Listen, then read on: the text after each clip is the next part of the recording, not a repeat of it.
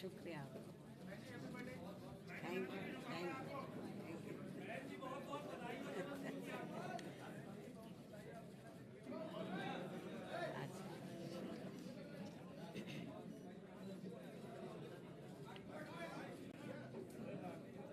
Media बंधुओं,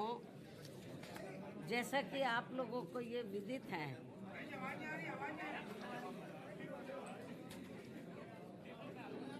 क्यों भाई आवाज आ रही है?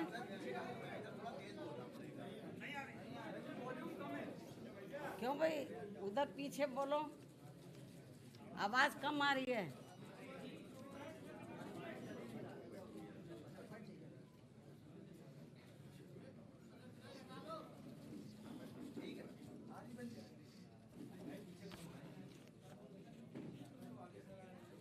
मीडिया बंधुओं, जैसा कि आप लोगों को ये विदित है कि आज मेरा 70वां जन्मदिन है और इस मौके पर सबसे पहले मैं मीडिया बंधुओं व देशवासियों को तथा बीएसपी के सभी छोटे बड़े पदाधिकारियों, कार्यकर्ताओं एवं शुभ चिंतकों आदि को भी नव वर्ष सन 2026 की हार्दिक बधाई एवं शुभकामनाएं देती हूँ। साथ ही साथ ये नव वर्ष इन सभी की जिंदगी में अपार तरक्की व खुशहाली आदि लाए, कुदरत से ये भी कामना करती हूँ। इसके साथ ही अब मैं अपने जन्मदिन के संबंध में ये कहना चाहूँगी कि नव वर्ष के पहले महीने में ही आज के दिन अर्थात दिनांक 15 जनवरी को पूरे देश भर में बीएसपी के लोग मेरा जन्मदिन पार्टी व मूवमेंट के हित में इसे जन कल्याणकारी दिवस के रूप में बहुत ही सादगी के साथ मनाते हैं। और इस मौके पर पार्टी के वरिष्ठ लोग खासकर आम जनहित से जुड़ी उन जन कल्याणकारी योजनाओं के बारे में बताते हैं जिन्हें यहाँ यूपी में बीएसपी की 4 बार मेरे नेतृत्व में रही सरकार में शुरू किया गया था तथा उन्हें कांग्रेस,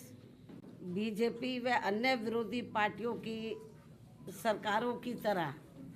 अधिकांश सरकारी कागजों में ही दर्ज करा के नहीं छोड़ दिया था, बल्कि ज़मीनी हकीकत में भी लागू करके दिखाया था, जिनसे फिर यूपी में सर्व समाज में से विशेषकर गरीबों, मजदूरों, बेरोजगारों, किसानों, व्यापारियों, कर्मचारियों, युवाओं, महिलाओं, छात्रों व अन्य मेहनतकश लोगों के साथ साथ यहाँ दलितों, आदिवासियों, पिछड़े वर्गों, मुस्लिम एवं अन्य धार्मिक अल्पसंख्यक समाज के लोगों की भी स्थिति में काफ़ी सुधार आया है। और अब अपने राजनीतिक लाभ के लिए उनमें से कुछ योजनाओं की नकल करके केंद्र व राज्यों की भी सरकारें इनका नाम व थोड़ा स्वरूप आदि बदलकर इन्हें चला भी रही है। लेकिन ये भी सच है कि उनके प्रति इनकी नीयत व सोच सही नहीं होने की वजह से इन पार्टियों की सरकारें इन्हें कोई खास लाभ नहीं दे पा रही हैं। इसके साथ साथ यहाँ मैं ये भी बताना चाहती हूँ कि हमारी पार्टी की रही सरकार द्वारा जिन लोगों के हित व कल्याण के लिए यहाँ असंख्य जन कल्याणकारी योजनाएं शुरू की गई हैं, जिनसे इन्हें काफ़ी लाभ पहुँचा है, उन्हें हमेशा लोगों के दिल व दिमाग में बरकरार बनाए रखने व साथ ही उनमें बीएसपी के प्रति आस्था व निष्ठा आदि बनाए रखने के लिए भी पार्टी व आम जनहित में हर वर्ष की तरह इस वर्ष भी पूरे देश भर में आज मेरा जन्मदिन जन कल्याणकारी दिवस के रूप में मनाया जा रहा है, जिसके लिए मैं पार्टी के सभी लोगों का हार्दिक दिल से आभार प्रकट करती हूँ। साथ ही हमेशा की तरह आज भी मैं अपने जन्मदिन के मौके पर ये बताना ज़रूरी समझती हूँ कि हमारी पार्टी की रही सरकार ने देश में समय समय पर दलित एवं अन्य उपेक्षित वर्गों में जन्मे हमारे महान संतों, गुरुओं व महापुरुषों में भी खासकर महात्मा ज्योतिराव फूले, श्री छत्रपति शाहू जी महाराज, श्री नारायण गुरु, बाबा साहब डॉक्टर भीमराव अंबेडकर एवं मान्यवर श्री कांशीराम जी आदि को भी विभिन्न स्तर पर पूरा आदर सम्मान दिया है और इनके नाम पर यहाँ अनेकों भव्य व ऐतिहासिक स्थल बनाए गए हैं तथा इनकी विशाल प्रतिमाएं लगाई गई हैं। साथ ही जनहित में अनेकों विशाल पार्क व गार्डन आदि भी बनाए गए हैं। इसके साथ साथ इनके नाम पर अनेकों नए जिले बनाए गए हैं तथा आम जनहित की भी असंख्य योजनाएं शुरू की गई हैं, जिनके अब अपने राजनीतिक स्वार्थ में विरोधी पार्टियों की सरकारें भी नकल कर रही हैं और जिनकी शुरू से ही इनके प्रति सोच व नियत मुंह में राम व बगल में छुरी की तरह ही बनी रही हैं, जिसमें अभी तक कुछ भी बदलाव नहीं आया है। इतना ही नहीं बल्कि इनके बताए हुए रास्तों पर चलकर ही हमारी पार्टी की रही सरकार ने हर मामले में व हर स्तर पर बहुजन समाज के लोगों को प्राथमिकता देते हुए यहाँ सर्वजन हिताय व सर्वजन सुखाय की नीतियों एवं सिद्धांतों पर आधारित ही सरकार चलाई है। ऐसे सभी संतों, गुरुओं व महापुरुषों को भी आज मैं अपने जन्मदिन के मौके पर पूरे तहे दिल से नमन करती हूँ, जिनके बताए हुए रास्तों पर चलकर ही मैंने देश में यहाँ सदियों से उपेक्षित रहे खासकर दलित एवं अन्य उपेक्षित वर्गों के लोगों को मान सम्मान के साथ अपने पैरों पर खड़े करने के लिए अपनी पूरी जिंदगी भी समर्पित कर दी है। क्यों भाई खांसी बहुत आ रही है, थोड़ा ये माइक भी कम करो, आप थोड़ा सा इधर को हो जाओ और ये दरवाज़ा खोल दो। मेरे ख्याल सफोकेशन हो रहा है मेरे ख्याल आप लोगों को।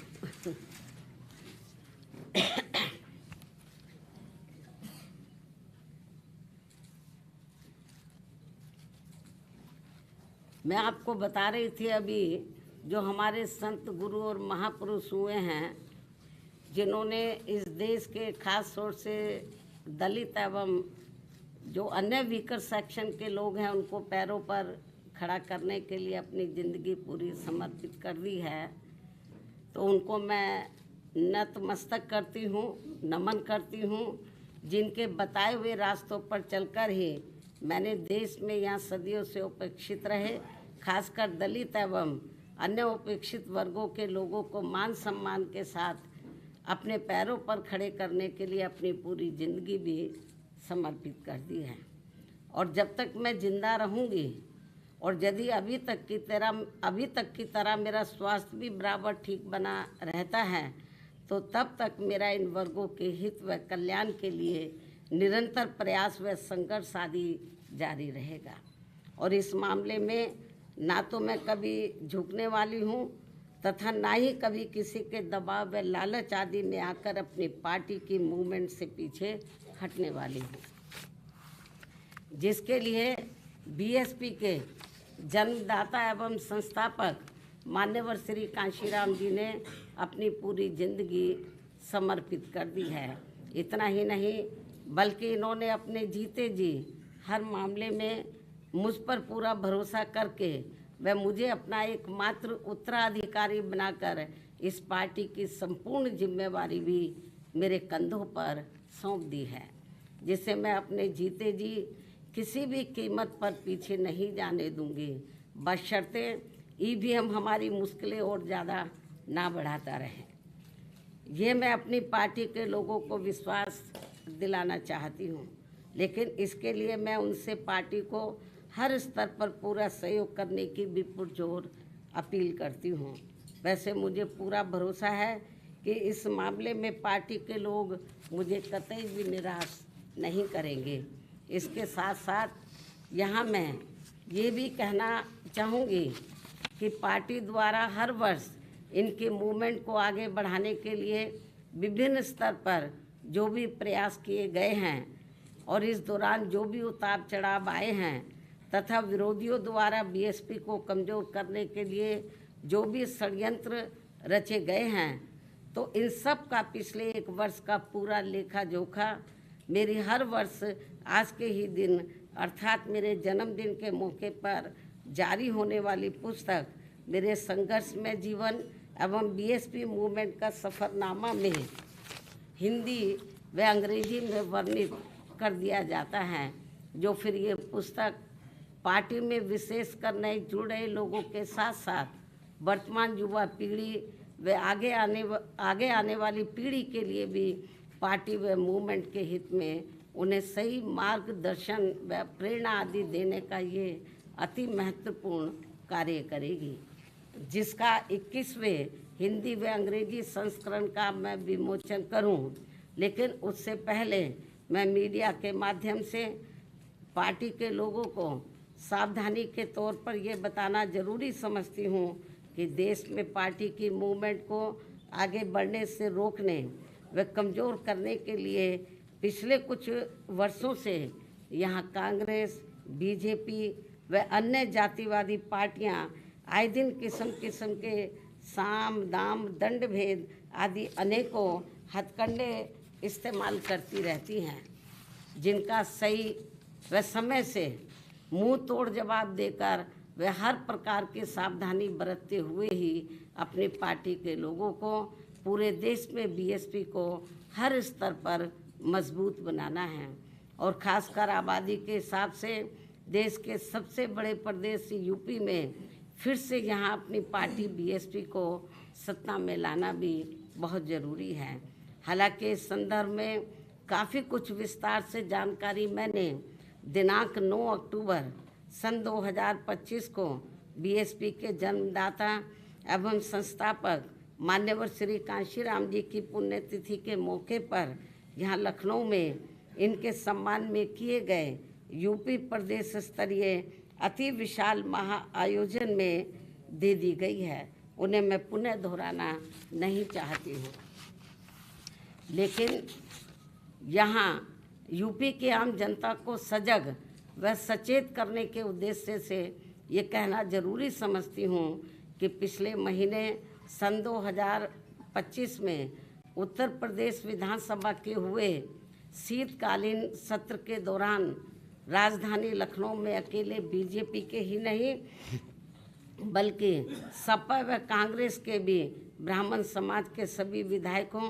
तथा सरकार के मंत्री आदि ने भी एक जगह इकट्ठा होकर अपने ब्राह्मण समाज की वर्तमान बीजेपी की सरकार में भी हर स्तर पर हो रही उपेक्षा तथा इन पर आए दिन हो रही जुर्म जाति आदि को भी लेकर काफ़ी चिंता व्यक्त की गई है और ये स्वाभाविक भी है। जबकि यूपी में हमारी पार्टी ने पिछले कई हुए विधानसभा चुनाव में टिकट देने व सरकार बनने पर अन्य वर्गों की तरह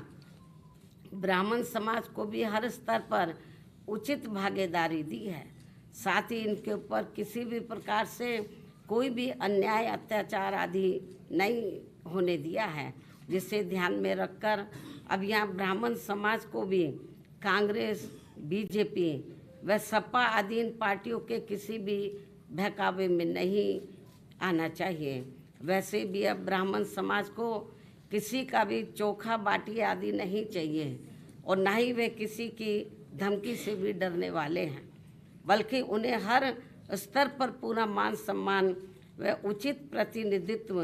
तथा रोटी रोजी के भी साधन चाहिए। साथ ही इनके ऊपर कोई भी जुर्म जाति आदि नहीं होनी चाहिए, जो ये सब इनकी चाहत अभी तक बीएसपी की सरकार में ही पूरी हुई है। और इस बार बीएसपी की सरकार बनने पर फिर से इनकी ये सब चाहत जरूर पूरी की जाएगी। इनके साथ साथ क्षत्रिय व वैश्य समाज आदि के भी हित व कल्याण का तथा इनकी सुरक्षा आदि का भी हर मामले में पूरा ध्यान रखा गया है और आगे भी रखा जाएगा। वैसे भी हमारी पार्टी की रही सरकार ने हमेशा यहाँ सर्व समाज के हित व कल्याण का हर मामले में वे हर स्तर पर पूरा ध्यान रखा है। खासकर जाट समाज जो ज़्यादातर खेती किसानी का कार्य करता है, उनकी खेती करने के लिए खाद्य सहित अन्य सभी सुविधाओं की समय से उचित व्यवस्था की है। साथ ही गन्ना किसानों को तो काफ़ी बढ़ाकर दाम दिया है। इनकी अन्य फसलों का भी उन्हें उचित दाम दिया है और अब सरकार बनने पर और अब आगे सरकार बनने पर इनका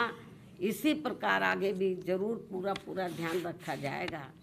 इसके साथ साथ जाट समाज के शिक्षित बेरोजगार युवाओं को भी सभी विभागों में व खासकर पुलिस भर्ती में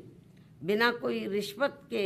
उन्हें काफ़ी सरकारी नौकरी भी दी है। अन्य वर्गों की तरह इनके ऊपर भी कोई जुल्म जाति आदि नहीं होने दी गई है। राजनीति में भी इनको उचित भागीदारी दी है और अब इनको भी अपने हित व कल्याण में बीएसपी से जुड़कर अपनी पार्टी बीएसपी की ही सरकार बनाना बहुत ज़रूरी है। इतना ही नहीं बल्कि यहाँ दलितों, पिछड़ों, मुस्लिम व अन्य धार्मिक अल्पसंख्यक समाज के लोगों के हितों का तो बीएसपी की रही सरकार में हर स्तर पर इनका प्राथमिकता के आधार पर विशेष ध्यान रखा गया है और इनके ऊपर कोई भी अन्याय अत्याचार आदि नहीं होने दिया है। आगे भी इन वर्गों का विशेष ध्यान रखा जाएगा। इसके अलावा हमारी पार्टी की रही सरकार ने किसी के भी मंदिर, मस्जिद व चर्च आदि को भी कोई क्षति नहीं पहुंचने दी है। इस प्रकार से हमारी पार्टी की रही सरकार ने यूपी की आम जनता को हर मामले में व हर स्तर पर काफ़ी बेहतरीन सरकार दी है। हालांकि प्रदेश की आम जनता ने यहाँ कांग्रेस, बीजेपी व सपा आदि का भी शासनकाल देखा है और खासकर सपा के शासनकाल में तो यहाँ अधिकांश गुंडों, बदमाशों, माफियाओं व भ्रष्ट लोगों का ही राज चलता रहा है, जिसमें इनके खुद के समाज को छोड़कर अधिकांश अन्य सभी वर्गों का शोषण होता रहा है। और इस मामले में दलित वर्ग के लोगों का तो इनकी सरकार में सबसे ज़्यादा उत्पीड़न हुआ है, जिनके समाज के बीएसपी की प्रमुख नेता को भी सपा से अलग होने पर, जब गठबंधन की सरकार थी तो सपा से अलग होने पर दिनांक 2 जून सन 1995 को यूपी के लखनऊ सरकारी गेस्ट हाउस में मेरे ठहरने के दौरान वहां सरकारी मशीनरी की मदद से सपा के कई हजार गुंडों व बदमाशों आदि ने जो उस दिन मेरे ऊपर जानलेवा हमला करने का पूरा प्रयास किया है, ये सब भी किसी से छिपा नहीं है। इसके अलावा दलित एवं अन्य पिछड़े वर्गों में जन्मे हमारे महान संतों, गुरुओं व महापुरुषों की भी इनकी सरकार में हर स्तर पर काफ़ी उपेक्षा की गई है। संसद में दलितों के पदोन्नति में आरक्षण से संबंधित लाए गए बिल को भी सपा के सांसदों द्वारा फाड़ दिया गया था। मान्यवर श्री कांशीराम जी के देहांत होने पर इनकी सरकार द्वारा इनके सम्मान में एक दिन का भी राजकीय शोक घोषित नहीं किया गया था। पिछड़े वर्गों का भी आरक्षण संबंधी ज़्यादातर लाभ इनकी सरकार में केवल इनका खुद का अपना समाज ही उठाता रहा है। मुस्लिम समाज भी ज़्यादातर उपेक्षित ही रहा है। यह है इनके पीडीए की असली पहचान। वहीं दूसरी तरफ बीएसपी की रही सरकार में हमने किसी भी वर्ग व धर्म के लोगों के साथ किसी भी मामले में कोई पक्षपात आदि नहीं होने दिया है और हमने पिछड़े वर्गों में इनके खुद के यादव समाज के हितों का भी पूरा ध्यान रखा है, आगे भी रखेंगे। प्रदेश में सभी विरोधी पार्टियों की रही सरकारों की तरह हमने बीएसपी की सरकार में कोई भी दंगा फसाद आदि नहीं होने दिया है। साथ ही प्रदेश के विकास को भी लेकर हमारी पार्टी की रही सरकार ने अनेकों ऐतिहासिक कार्य किए हैं और इस मामले में ये बात सर्वविदित है कि प्रदेश में बीएसपी की सत्ता नहीं रहने के बाद यहाँ विरोधी पार्टियों की रही सरकारों में जितने भी एक्सप्रेस वे बने हैं और अब दिल्ली के नज़दीक जिला गौतम बुद्ध नगर में नोएडा अंतर्राष्ट्रीय हवाई अड्डा भी शुरू होने के लिए जा रहा है, तो इन सभी की वास्तव में पूरी रूपरेखा बीएसपी के रही सरकार में ही तैयार हो गई थी। एक आदि बड़े एक्सप्रेस वे तो मेरी सरकार में ही बन गए थे। हालांकि ये सभी कार्य मेरी सरकार के रहते ही पूरे हो जाते यदि उस समय केंद्र की रही कांग्रेस पार्टी की सरकार अपनी जातिवादी मानसिकता के चलते इन कार्यों में रुकावटें नहीं डालती। इस प्रकार से यहाँ बीएसपी का चारों बार का रहा शासनकाल हर मामले में काफ़ी बेहतरीन शासनकाल रहा है, जिसे प्रदेश व आम जनहित में फिर से सत्ता में लाना बहुत ज़रूरी है, क्योंकि अब यूपी में कांग्रेस व सपा की रही सरकार की तरह वर्तमान में बीजेपी की चल रही सरकार में भी यहाँ की आम जनता व विशेषकर दलित एवं अन्य उपेक्षित वर्गों के लोग हर स्तर पर काफ़ी ज़्यादा दुखी व परेशान हैं। इनके नेता लोग मौजूदा सरकार में अधिकांश अपने खुद के नफ़े नुकसान में ही लगे रहते हैं। इनका अपने समाज के नफ़े नुकसान से कोई लेना देना नहीं है, ऐसा इन वर्गों के लोगों का मानना है। अभी भी प्रदेश में कानून व्यवस्था सपा की रही सरकार की तरह काफ़ी बिगड़ी हुई है। सरकार को बिना पक्षपात के काफ़ी सख्ती करने की ज़रूरत है। ऐसी स्थिति में यूपी की आम जनता बीएसपी के 4 बार के रहे शासनकाल को याद करके अब यहाँ बीएसपी को सत्ता में लाने का काफ़ी हद तक अपना मन बना चुकी है, जिसे पूरा करने के लिए इस बार होने वाले विधानसभा चुनाव में मैं खुद भी कोई कसर छोड़ने वाली नहीं हूँ। ये मेरा पुनः वायदा है। और जब यूपी में इस बार होने वाले विधानसभा चुनाव में हमारी पार्टी की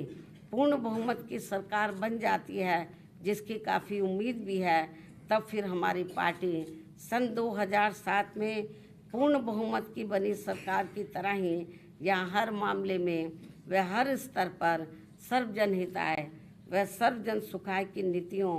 एवं सिद्धांतों पर आधारित ही सरकार चलाएगी। ये भी मैं यूपी की जनता को विश्वास दिलाना चाहती हूँ, जिसकी इस समय यूपी की जनता को व खासकर दलित एवं अन्य उपेक्षित वर्गों के लोगों को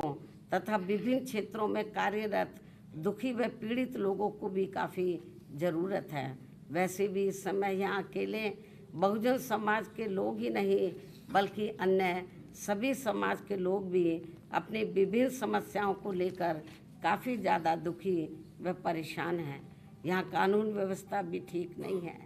ऐसे में अब यहाँ यूपी की आम जनता बीएसपी को ही पुनः सत्ता में लाना चाहती है, किंतु उसके लिए पार्टी को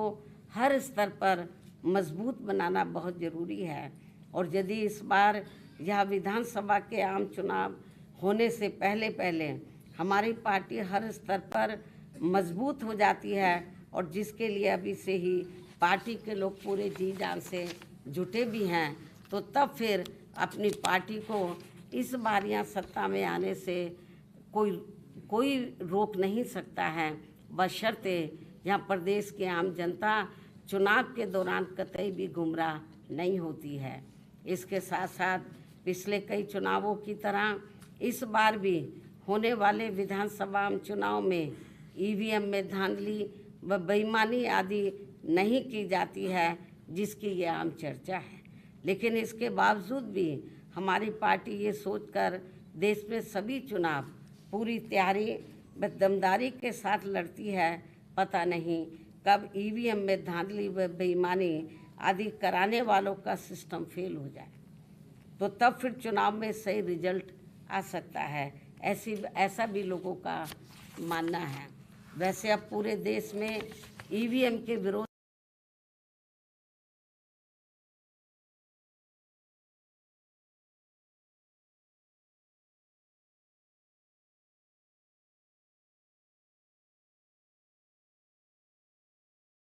हो चुका है। यहाँ फिर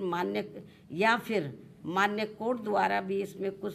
जरूरी परिवर्तन किए जा सकते हैं। इसलिए हमें उत्तर प्रदेश सहित पूरे देश में अपनी पार्टी को हर स्तर पर मजबूत बनाते रहना बहुत जरूरी है।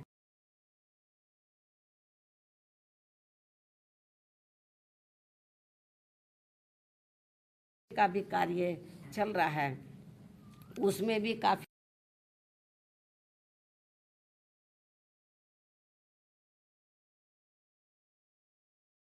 लोगों को काफी सजग रहना है और समय से ये कार्य पूरा भी करना है। इसके साथ ही जहाँ तक गठबंधन करके चुनाव लड़ने का सवाल है,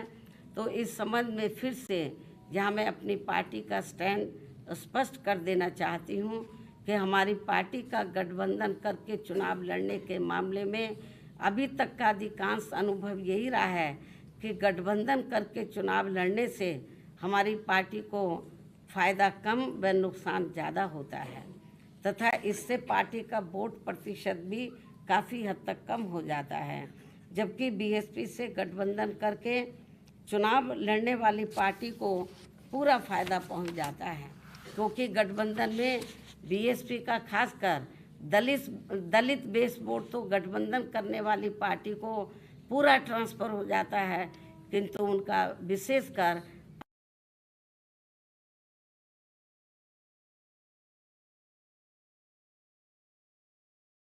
उम्मीदवारों को परिवर्तित नहीं हो पाता है और फिर ये वोट दूसरी पार्टी को ही चला जाता है, जिनका नेतृत्व जातिवादी पार्टियों के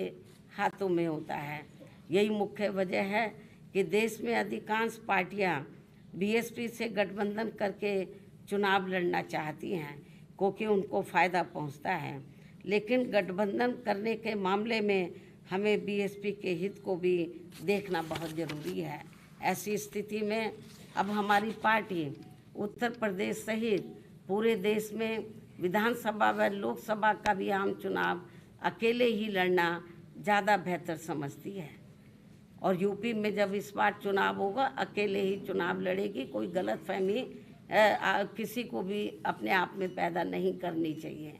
इसलिए अब हमारी पार्टी ने उत्तर प्रदेश सहित पूरे देश में सभी छोटे बड़े चुनाव अकेले ही लड़ना ज़्यादा उचित समझा है और अब हमारी पार्टी किसी भी चुनाव में किसी भी पार्टी के साथ किसी भी प्रकार का कोई भी गठबंधन करके चुनाव नहीं लड़ेगी। लेकिन इस संबंध में यहाँ मैं ये भी कहना चाहूँगी, जब आगे चलकर हमारी पार्टी को ये पूरा भरोसा हो जाएगा, आपकी नई बात कर रही हूँ, बरसों लगेंगे अभी, जब आगे चलकर हमारी पार्टी को ये पूरा भरोसा हो जाएगा कि बीएसपी से गठबंधन करके चुनाव लड़ने वाली पार्टी अपनी पार्टी का खासकर अपर कास्ट समाज का वोट उनकी जातिवादी मानसिकता व सोच आदि को बदलकर हमारी पार्टी को ट्रांसफ़र करा सकती है, तब फिर उस समय गठबंधन करके चुनाव लड़ने को लेकर जरूर सकारात्मक निर्णय लिया जा सकता है। इसमें बरसों लगेंगे। जब तक ये जातिवादी व्यवस्था रहेगी, मानसिकता लोगों के नहीं बदलेगी, बहुत मुश्किल है। जो फिलहाल हमें यहाँ अभी तक किसी भी पार्टी में ऐसा होता हुआ नज़र नहीं आ रहा है। लेकिन ये भी सच है कि हमारी पार्टी द्वारा अपर कास्ट समाज के जिन लोगों की जातिवादी मानसिकता व सोच आदि को बदल दिया गया है, लेकिन ये भी सच है कि हमारी पार्टी द्वारा अपर कास्ट समाज के जिन लोगों की जातिवादी मानसिकता व सोच आदि को बदल दिया गया है, उनका वोट तो बिना गठबंधन के ही सीधा बीएसपी को मिल जाता है और इनका इस बार पहले से भी उम्मीद है कि इनका इस बार पहले से भी कहीं ज़्यादा ये वोट हमारी पार्टी को जरूर मिल जाएगा। अपर कास्ट समाज का ऐसा पार्टी का मानना है। इसके साथ साथ प्रदेश में दलित, पिछड़ा व मुस्लिम एवं अन्य धार्मिक अल्पसंख्यक समाज का भी वोट इस बार पहले से कई गुना ज़्यादा बीएसपी को ही मिलने वाला है और फिर सपा का पीडीए भी देखता ही रह जाएगा, जिसकी पार्टी को पूरी उम्मीद भी है, क्योंकि अब यहाँ सर्व समाज के लोग कांग्रेस, बीजेपी व सपा आदि के शासनकाल को काफ़ी आजमा चुके हैं, जबकि बीएसपी का 4 बार का रहा शासनकाल हर मामले में व हर स्तर पर काफ़ी लोकप्रिय रहा है। और अब ये लोग इन पार्टियों के बहकावे में ना आकर अपनी एकमात्र हितैषी पार्टी बीएसपी को इस बार सत्ता में जरूर लाएंगे, जिसकी काफ़ी संभावना भी है। और ये कुछ ज़रूरी बातें पार्टी व मूवमेंट के हित में आज मैंने अपने जन्मदिन के मौके पर मीडिया के जरिए पूरे देश में अपनी पार्टी के लोगों के सामने रखी है। हालांकि मुझे पूरा भरोसा है कि पूरे देश में पार्टी के लोग मेरी इन सब बातों को गंभीरता से लेते हुए अब अपनी पार्टी को जरूर मजबूत ऑफ कर दो इसको भाई, ज़रूर मजबूत बनाएंगे, जो यही इनका मेरे जन्मदिन पर खास तोहफा भी होगा। और अब मैं पार्टी व मूवमेंट के हित में अपनी लिखी गई पुस्तक का विमोचन करती हूँ।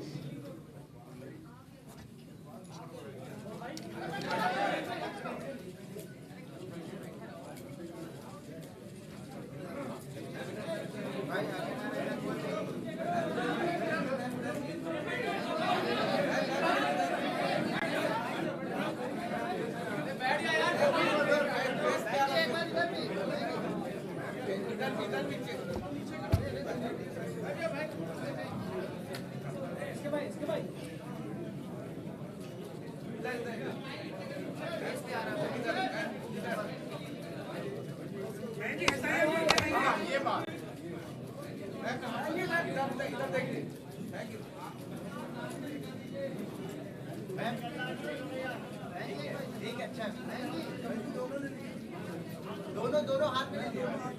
दोनों किताबें ले लिया। चुनाव से पहले पैसा बांटने की